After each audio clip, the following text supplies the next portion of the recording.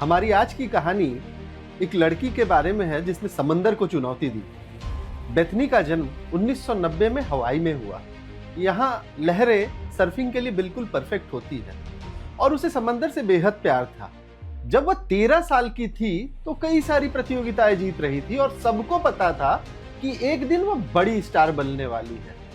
पर एक सुबह कुछ ऐसा हुआ जो किसी ने से नहीं सोचा था। 31 अक्टूबर 2003 की बात है। बेथनी अपने दोस्तों के साथ सर्फिंग पर गई हुई थी। सूरज चमक रहा था, पानी गर्म था और सब कुछ परफेक्ट लग रहा था। पर जब वो अपने बोर्ड पर लेटी हुई अगली बड़ी लहर का इंतजार कर रही थी, अचानक एक बड़ी टाइगर शार्क गहराई से तेजी से तैरती हुई आई और बेथनी के हाथ को अपने जबड़ों में जकड़ लिया। कुछ ही सेकंड ने शार्क ने उसका पूरा बायां हाथ काट डाला और चली गई। उसे अस्पताल ले जाया गया। बहुत खून बह चुका था पर वह बच गई। अब ज्यादातर लोग ऐसी घटना के बाद समुद्र से डर जाएंगे, सोचेंगे कि उनके सपने खत्म हो गए और बेथनी भी हमेशा के लिए सर्फिंग छोड़ सकती थी। हालांकि बेथनी ने एक हाथ खो दिया था पर उसने अपनी सेल्फ इमेज नहीं खोई। उसने सोचा, मैंने एक हाथ खोया है पर अभी भी मैं एक सर्फर हूं। और पानी में लौटना आसान नहीं था। बायां हाथ न होने के कारण बोर्ड पर बैलेंस बनाना मुश्किल था और लहरों में पैडल आउट करना और भी मुश्किल।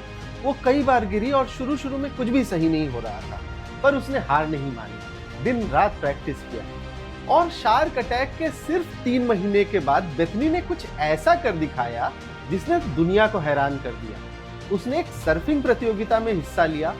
सभी देख रहे थे, सोच रहे थे कि केवल एक हाथ वाली लड़की कैसे कंपीट कर सकती है, पर बेथनी नहीं डरी। उसने दूसरे सर्फरों के साथ पानी में पैडल आउट किया और वेव के बाद वेव पकड़ी। उसने उस दिन जीत हासिल नहीं की, पर 5वें स्थान पर आना भी खुद में सबसे बड़ी जीत थी।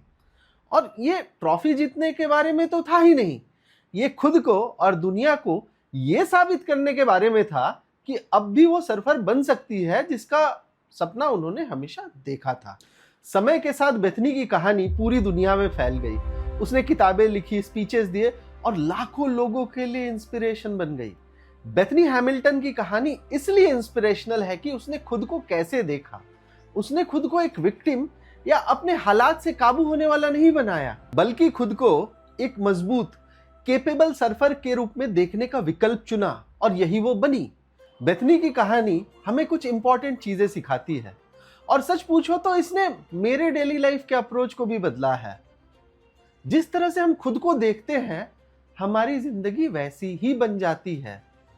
अब यहां आपके लिए सबसे बड़ा सवाल यह है कि जब आप खुद को देखते हैं तो क्या पाते हैं? क्या आपका फोकस अपनी लिमिटेशंस पर होता है या आप चुनौतियों को पार करने की अपनी एबिलिटी पर बिलीव करते हैं? बेथनी की तरह आपकी सेल्फ इमेज आपकी प्रोडक्टिविटी और आपकी लाइफ को ड्राइव करती है। जब आप खुद को केपेबल मानते हैं तो इस बात के चांसेस हाई होते हैं कि आप चैलेंजेस को एक्सेप्ट करेंगे और ऑब्स्टेकल्स को पार करेंगे।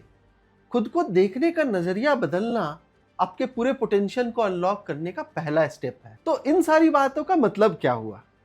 इमेजिन कीजिए कि आप एक ऐसे आईने में देख रहे हैं जो सिर्फ आपके चेहरे को नहीं, बल्कि आपके थॉट्स, बिलीव्स, ड्रीम्स को दिखा रहा है। वो ये दिखा रहा है कि आप क्या सोचते हैं, क्या बिलीव करते हैं और क्या बनना चाहते हैं। यही रिफ्लेक्शन जो है, ये आपकी सेल्फ इमेज है, अपने खुद की मेंटल पिक्चर। और ये शेप करता है कि हम कैसे अपनी एबिलिटीज, अपीयरेंसेस और पोटेंशियल्स को देखते हैं। अब ये बताइए कि जब आप खुद को इस मेंटल मिरर में देखते हैं तो आप क्या देखते हैं? क्या आप किसी कैपेबल, ड्रिवन और चुनौतियों को स्वीकार करने वाले बंदे को देखते हो, या आप किसी ऐसे व्यक्ति को देखते हो जिसे डाउट्स और डर ने रोक रखा है? इसे समझना आपकी प्रोडक्टिविटी को अनलॉक करने की की है। और ये इतना इंपॉर्टेंट क्यों है? अपनी सेल्फ इमेज को अपनी जिंदगी के फिल्म का डायरेक्टर समझिए। ये टोन सेट करता है और तय करता है कि आप हीरो होंगे या एक साइड किक बन करके रह जाएंगे। मुझे बताइए, कितनी बार आप खुद को ये सोचता हुआ पाते हैं कि मैं गुड एनफ नहीं हूं या मैं कभी ये नहीं कर पाऊंगा? अगर आप खुद को कैपेबल और प्रोडक्टिव बंदे के रूप में देखना शुरू करते हैं तो आप उस बिलीफ के साथ मेल खाते हुए एक्शंस लेंगे। पर अगर आप खुद को एक ऐसा व्यक्ति मानते हैं जो हमेशा पीछे रह जाता है, तो आप हमेशा चैलेंजेस को एक्सेप्ट करने या अपने पोटेंशियल्स को रीच करने में स्ट्रगल करेंगे। आपकी सेल्फ इमेज आपके बारे में बिलीव्स का एक्यूमुलेशन है। ये आपकी एबिलिटीज, आपकी वर्थ, आपकी पोटेंशियल के बारे में आपके थॉट्स से शेप होती है। ये आपके अनुभवों और दूसरे की आपके बारे में फीडबैक और आपके खुद के इंटरनल डायलॉग से बनती है। ये बिलीव बिल्डिंग ब्लॉक्स की तरह होते हैं जो एक मेंटल पिक्चर ड्रॉ करते हैं कि आप कौन हैं और क्या हासिल कर सकते हैं। यहाँ एक दिलचस्प बात है, एक साइकोलॉजिकल कॉन्सेप्ट है जिसका नाम है सेल्फ फुलफिलिंग प्रोफेसी। इसका मतलब ये है कि आप अपने बारे में जो भी बिलीव करते हैं वो आपको ऐसे काम करने के लिए ड्राइव करते हैं जो उन बिलीव्स को सच कर दे। अगर आप मानते हैं कि आप प्रोडक्टिव और कैपेबल हैं तो आप लाइकली ऐसे एक्शंस लेंगे जो उस बिलीव को मजबूत करें। लेकिन अगर आप इसके ऑपोजिट मानते हैं तो आपके एक्शंस या एक्शंस का ना लेना उस नकारात्मक बिलीव को और कंफर्म करेगा। इमेजिन करिए आपके दो दोस्त हैं, एक बिलीव करता है कि भूत होते हैं और दूसरा नहीं करता, और उन्हें रात को एक ही कमरे में रख दीजिए और आधी रात को खिड़की पर एक खटखट। जो बंदा भूतों पर बिलीव करता है वो डर जाएगा, राम राम राम राम या lord save us from evil जपने लगेगा। और जो बंदा भूतों पर बिलीव नहीं करता वो उठता है, सोचता है कि हवा है और वापस सो जाता है। वही आवाज, वही परिस्थिति, लेकिन किसी के दिमाग की बिलीफ से उसकी जिंदगी बर्बाद हो जाती है और किसी की आबाद। अब आप ये सोचेंगे कि ठीक है, सुनने में अच्छा है, positive belief system, positive self belief सब अच्छा है, पर इसके पीछे का मैजिक क्या है जो इसे सक्सेस से जोड़ता है? तो मैं आपको ये बता दूं कि कोई मैजिक नहीं है। ये सेल्फ इमेज एक्चुअली ज्यादा प्रोडक्टिविटी की ओर ले जाता है, जिससे सक्सेस के चांसेस हाई हो जाते हैं। आप सोचिए, लास्ट टाइम आपने वाकई में कब कॉन्फिडेंट फील किया था, और इसका असर आपके काम पर और चैलेंजेस के प्रति आपके अप्रोच पर क्या हुआ था। एक positive self image growth mindset को जन्म देती है। यह बिलीव कि आप एफर्ट और लर्निंग से इंप्रूव कर सकते हैं। इस माइंडसेट के साथ चैलेंजेस को पार करना, अपने गोल्स पर फोकस करना और अधिक प्रोडक्टिव बनना आसान हो जाता है। और इसके उलट negative self image limiting beliefs की ओर ले जाती है। क्या आपने कभी खुद को ये सोचते पाया है कि मैं गुड इनफ नहीं हूं, मैं सक्सेसफुल नहीं हो सकता? ये बिलीव्स ना मेंटल ब्लॉक क्रिएट करना शुरू करती है, जिससे टास्क को शुरू करना या फोकस रखना और भी मुश्किल हो जाता है। और ये अल्टीमेटली प्रोक्रेस्टिनेशन की ओर ले जाते हैं। आप काम को टालते रहते हैं क्योंकि आप असफल होने से डरते हैं या आपको बिलीव नहीं होता कि आप उन्हें कर सकते हैं। नेगेटिव सेल्फ इमेज वाले लोग अक्सर परफेक्शनिज्म या फेलियर का डर झेलते हैं।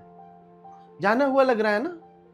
आप फ्रीज अप हो जाते हैं इस डर से कि कोई गलती आपके नेगेटिव सेल्फ व्यू को कंफर्म कर देगी, और ये डर आपको पैरालाइज करके आपकी प्रोग्रेस को रोक देता है।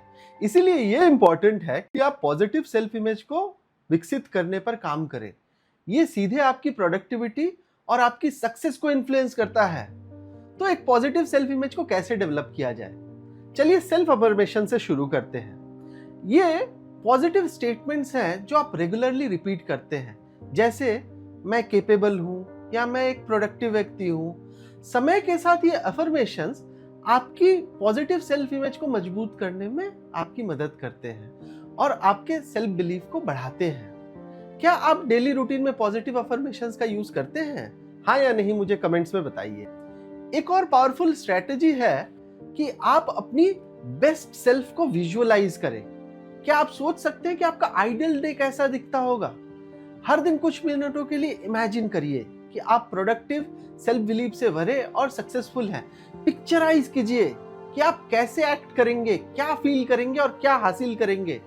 ये मेंटल रिहर्सल एक मजबूत पॉजिटिव सेल्फ इमेज बनाने में हमारी मदद करती है। और पिछली सक्सेसेस पर रिफ्लेक्ट करना भी इंपॉर्टेंट है। आखिरी बार आपने कब किसी जीत का जश्न मनाया, चाहे वो कितना भी छोटा क्यों न हो? जब आप ये एक्नॉलेज करते हैं कि आपने क्या अचीव किया, तो यह इस बिलीफ को मजबूत करता है कि आप कैपेबल हैं सक्सेस पाने के। यह एक पॉजिटिव फीडबैक लूप बनाने जैसा है। जब आप खुद पर बिलीव करते हैं तो आपके सक्सेसफुल होने के चांसेस बढ़ जाते हैं। सक्सेस फिर उस बिलीफ को रीइंफोर्स करती है। एक अक्सर अनदेखा पहलू पॉजिटिव सेल्फ इमेज बनाने में है सेल्फ कंपैशन। इसका मतलब है खुद के लिए काइंड होना, विशेष रूप से फेलियर्स के बाद। जब चीजें आपके हिसाब से एज प्लान्ड नहीं होती तो आप खुद से कैसे बात करते हैं? खुद पर हार्ड होना आसान है, पर खुद को कोसना सिर्फ एक निगेटिव सेल्फ इमेज को रीइंफोर्स करता है। इसके बजाय खुद को एक दोस्त की तरह समझिए जो मुश्किल समय से गुजर रहा है। खुद के लिए अंडरस्टैंडिंग लाइए, इनकरेज कीजिए और फोकस कीजिए कि आप उस एक्सपीरियंस से क्या सीख सकते हैं। सेल्फ कंपैशन आपकी पॉजिटिव सेल्फ इमेज बनाए रखने में मदद करती है, भले ही चीजें सही न चल रही हो। ये सोचिए कि अगर आप अपने लिए थोड़े और काइंड हो जाते हैं तो उसका आपकी प्रोडक्टिविटी पर क्या असर पड़ेगा। ये आपको निगेटिव सोच की साइकिल में फंसने से रोकता है और बाउंस बैक करने में मदद करता है। लास्टली याद रखिए, आपकी सेल्फ इमेज पत्थर की लकीर नहीं है, इसे बदला जा सकता है, शेप किया जा सकता है और जैसा आप चाहते हैं वैसा मोल्ड किया जा सकता है। अगर मैं अपने बारे में बताऊं तो मैंने 2007 में अपनी बिजनेस जर्नी की शुरुआत की और शुरुआत से ही मेरा ये ड्रीम था कि मैंने जो कुछ भी सीखा है मैं उसे शेयर कर सकूं।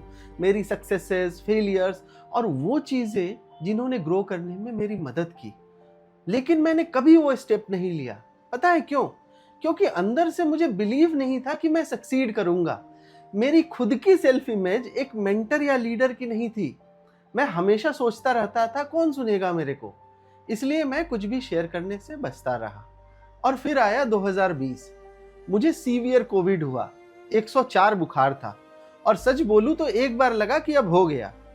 उस समय एक थॉट जो दिमाग में अटका रहा वो ये था कि अगर मैं चल दिया तो ये सारी नॉलेज मेरे साथ चली जाएगी।